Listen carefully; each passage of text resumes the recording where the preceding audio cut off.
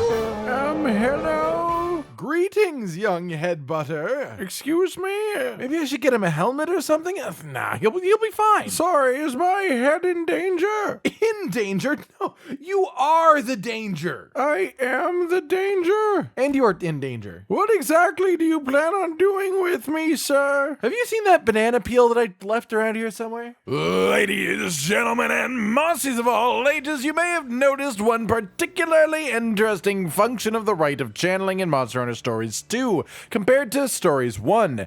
Every gene can be transferred, meaning that a build can technically be the same genes in an Aptonoth, for example, as in an Anjanath. What then is the difference between them, you ask? Well, the base stats are of course a thing. Giving a fire Monstie a bunch of water genes won't necessarily bring out its strengths, even though it is possible to do that. But there is also the difference that the Anjanath kinship gives him fire attack up when he does it, and the Aptonoth kinship downs both himself and the enemy monster.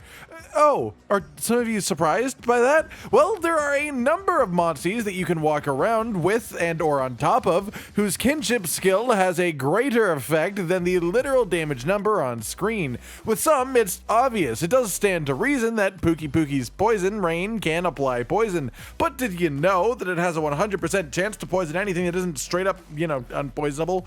This isn't the only one either. Every Monstie whose kinship has an extra effect is guaranteed to activate their extra effect if it is at all possible. So let's go through each of these effects one at a time alphabetically because I like the alphabet. Blast Blight. This debuff, which explodes for a large pop of damage after a number of turns, is applied by the kinship skill of the one and only Brachydios. Apparently his training montage is more than just a physical experience, it is also a somewhat slimy mental battle too. Bleed. This debuff, which significantly increases the damage of the next hit taken and reduces healing while active, is of course applied by the sharpest pinecone on the tree, Steve, during his kinship skill. Blind? Blind's pretty good. It lowers your opponent's accuracy, so maybe you can actually do something quite interesting with it. Oh, Sephadrome. It's on Sephadrome. Sorry guys, actually the blind is quite the interesting one. The two before this are pure damage things realistically, but being able to apply blind regularly during a fight could have more abstract ramifications on the combat as a whole. So if you're willing to put a bunch of genes on a Sephadrome for some reason, this could actually be quite worth messing around with if you want. Damage down. This literally lowers the damage of the opponent, and in this case, they is Royal Lidroth, whose watery mane apparently holds many mystical secrets on this day. Most days, really, as long as it's in Stories 2. It's a Stories 2 day. Defense up, or however you really want to word this one. This is for specifically Kushala Daora, though, whose kinship skill straight up makes your party take half damage while the buff is active. Well, at least in theory. This one has no in-game visual buff or debuff symbol, but you can definitely notice its effect on incoming damage right after you do the kinship. This one could definitely be put to very interesting use, even though it is sort of locked to quite a tanky type of build. Obviously, it has its uses. Dig into it. Down, like literally downing the opponent that it hits, making them be forcibly crit for a turn. Of course, this also downs the Monstie that does it because the only two creatures it's available on aren't really strong enough to do something that crazy without consequences. The good old Aptonoth and the Popo are both capable of doing this with their kinship because, of course, even if they are small monsters in name, they are large monsters in heart. More than any of the rest of these, really, I could see some fun stuff happening with this, especially considering the Monsties that it's locked to. I would love to see some sort of God Popo or Aptonoth build that knocks things over every other turn, leaving you to murder them because you just have such good kinship generation or something. My God, what good tiny dinosaur babies they are. Fire attack up. This one does exactly what it says on the tin, just literally a fire attack up buff for the user of the kinship skill, who in this case is Anjanath, who does increased fire damage after using his kinship skill, which makes him an interesting candidate for a fun build based around taking advantage of that.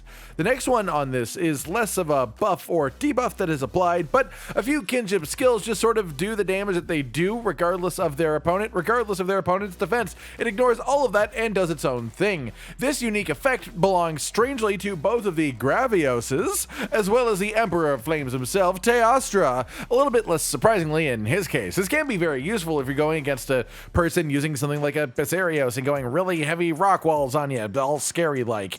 Paralysis. This status gives your opponent a chance to be unable to act on their turn, giving you free time to damage them, and it will be applied every time you use the kinship skill of a Gendrome, the Paralysis Raptor, or either Kezu or Red Kezu. Poisons, and this is quite obviously if you want a bit of extra damage to your opponent over time, and as poison is actually surprisingly plentiful as a Monstie status in this game, the number of creatures that can do it is also quite high, so here you go. Basarios, Ruby Basarios, Gypsaros, and Purple Gypsaros, Iodrome, Purple Ludroth, and Yon Garuga. This one is sort of extra interesting though, as you could easily build a monster in a way that ignores status application just in any way, but still has Sultan Wound, for example, to take advantage of status. Use a gun lance to generate loads of kinship to spend exclusively on your kinship skill. I could totally see a way to take advantage of that as a whole build. It could be fun. It might not be the most effective thing in the world, but it could be fun. Then, finally, Sleep, giving you one hit of an extra giant burst of damage before the monster wakes up again, or alternatively, letting you just sort of ignore them for a while and leave them alone where they can't do anything if you choose to, and you can apply this to your opponents using the kinship skill of the Great Baggy, or either of the two Nursyllas, Normal, or Assassin's Creed Fangirl. Then, rather uniquely, Congalala and Emerald Congalala sort of transcend the rules. They have a 100% chance to apply a status on the kinship skill hit, but it has a 1/3 chance of being poison, 1/3 chance of being paralysis, and a 1/3 chance of being sleep. You know, Congalala mushroom stuff. Crazy little monkey guys. Who would have guessed? In any case, that is all of the unique little guaranteed effects of some of the kinship skills, some of which I genuinely think I could see just entire builds existing around, like the crazy Berserker Aptonaut that will fling himself face first into the enemy to let you get a free crit. Alright everyone, I've been Cotton Dinosaur, and this has been every one of the kinship skills in the game with a bit of a bonus status or other effect for you to take advantage of in your everyday Monstie building fun.